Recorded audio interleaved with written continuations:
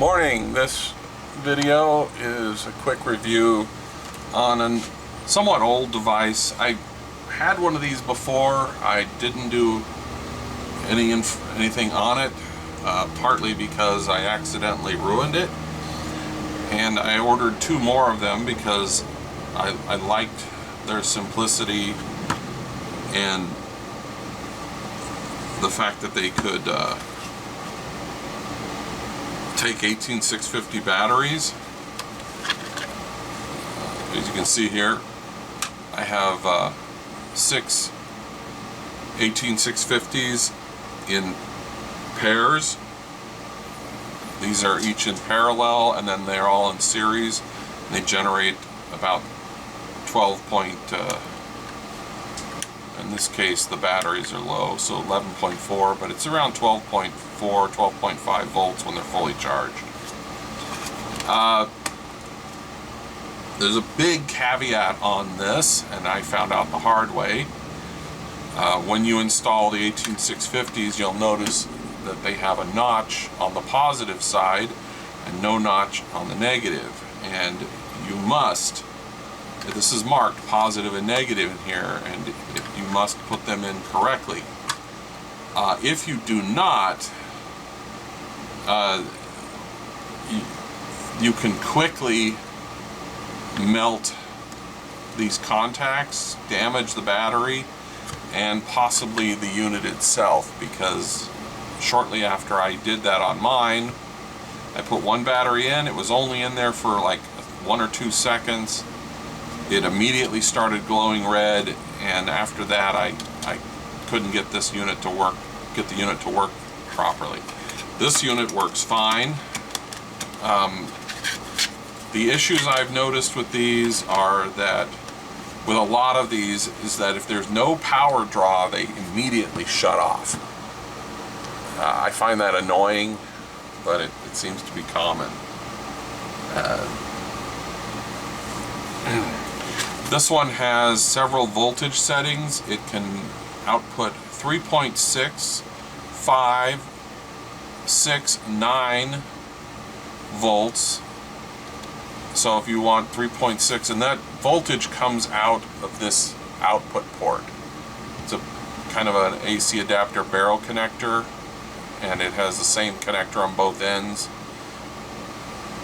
It only has one size. I do not have one with me. I forgot to bring it out here.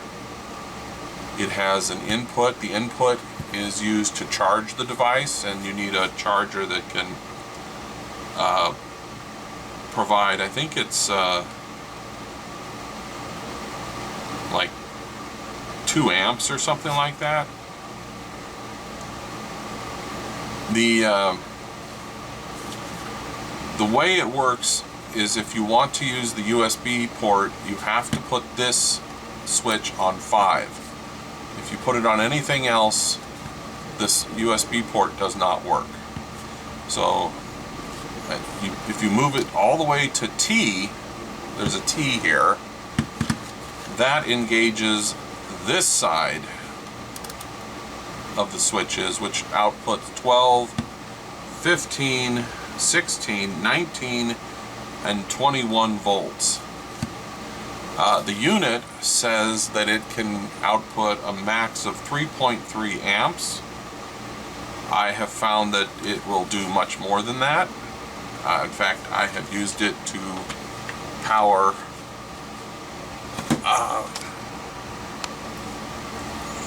devices like this, and 18 volt power tools. I've used it to drill with. I've used it to run saws, and I've used it to, and I've checked the output amperage, and it exceeds 3.3 amps. I don't know at what point it cuts out, but it's fairly high. It's like more than 7 amps, I think, before it'll actually cut off power. Yeah, the input here is 1.5 amps minimum, and it needs to be charged with 16 to 21 volts, 1.5 amps minimum. When you plug it in and you want it to work, you have to press one of these buttons. I do not remember which one, and I don't remember what the other one does. But this thing is nice because, like I said, you can just put 18650 batteries in it. You can get those out of old laptops, or you can buy them. It does not like the it only likes the flat cells.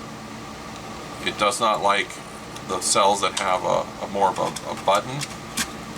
I have some of those and they just don't fit in here. But anyways, that's it. It works good and easy to use, but can be easily broken. So, later.